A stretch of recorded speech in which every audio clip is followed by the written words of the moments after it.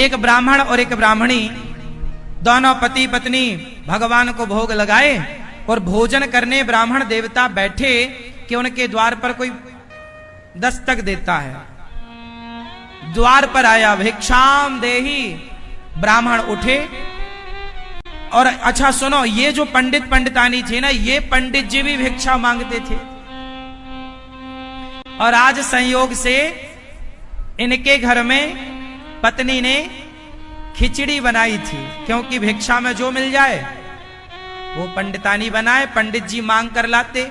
तो आज इतना ही मिला था कि दोनों को पेट भर, आज कुछ दिनों में आज पेट भर दोनों को भोजन बना पति पत्नी के लिए।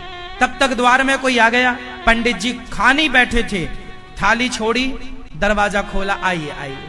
कोई भूखा था, भैया बड़ी भूख लगी है, कुछ मिले? हाँ हाँ आओ। जबकि पंडित पंडितानी भी भूखे थे और खाने के लिए थोड़ा खिचड़ी बनी थी आज, और वो भूखे आदमी को पंडित जी ने अपनी थाली पकड़ाई। तो वो गरीब आदमी, उसने भोजन किया, पंडित जी के थाली उसने पूरी खा ली। अब पंडितानी ने जो अंदर थोड़ा सा बचाया होगा, उसने, पंडित जी ने कहा और? हाँ हाँ भूख बहुत, थोड़ा और मिल जाए, बहुत अच्छी स्वादिष्ट खिचड़ी है। लो भैया, उसने पूरी खा ली। खाई, वो आदमी हाथ धोया और खा पी के पंडित जी ने जैसे उसको प्रणाम किया, नमस्कार किया, विदाई कर दी। वो खा पी के खुश होके चला गया। अब पंडित पंडितानी के पास क्या बचा जानते हो? केवल वो बर्तन जिसमें बनाया था।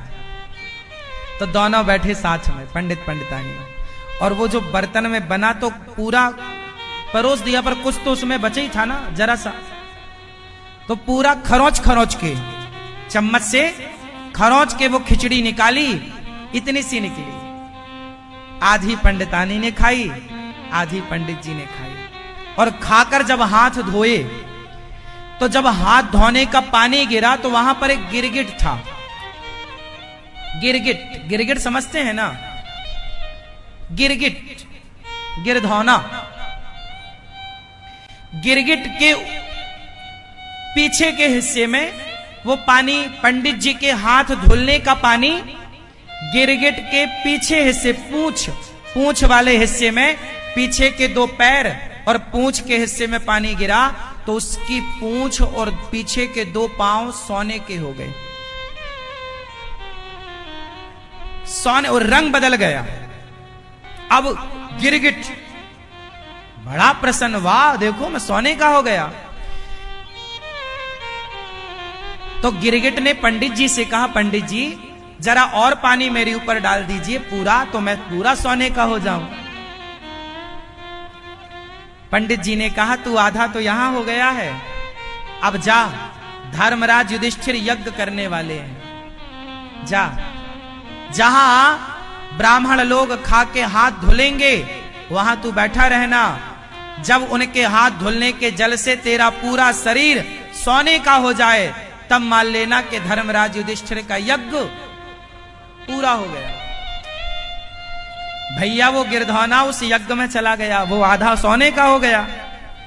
पूरा होना चाहता था तो वो यज्ञ में चला गया, पूरा यज्ञ खत्म, लाखों लोग खा गए, पर वो गिरधौना सोने का नहीं हुआ। अब गिरधौने ने, वहां भगवान श्री कृष्ण खड़े थे, तो गिरधौने ने भगवान से सवाल किया कि हे प्रभु ये बताओ, ये धर्मराज युधिष्ठिर ने इतना बड़ा यज्ञ किया,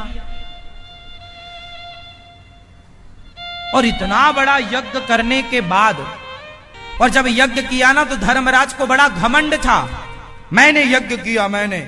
ये बात तब की है जब गिरधौने का आधा शरीर सोने का था पंडित जी के हाथ धुलने से, अभी ये स्वपच को लाए नहीं थे। पूरा यज्ञ पूरा हो गया, धर्मराज ने कहा, है कोई मेरे जैसा दानी? देखो मैंने कितना सब खिलाया पिलाया। भगवान बोले, युधिष्ठिर जी को घमंड हो गया।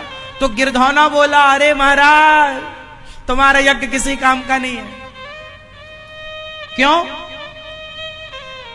बोले, हम तो पंडित जी के यहां गए थे, तो उन्होंने खा के हाथ धोया, तो मैं आधा सोने का हो गया, और उन्होंने बोला कि तू वहां जा युधिष्ठिर की यज्ञ में, जब पूरा सोने का हो जाए तब मानना, मैं पूरा सोने का तो अभी हुआ नहीं। धर्मराज युधिष्ठिर बोले, पूरा सोने का तुम कैसे होगे? भगवान बोले, जब आखिरी व्यक्ति खा लेगा,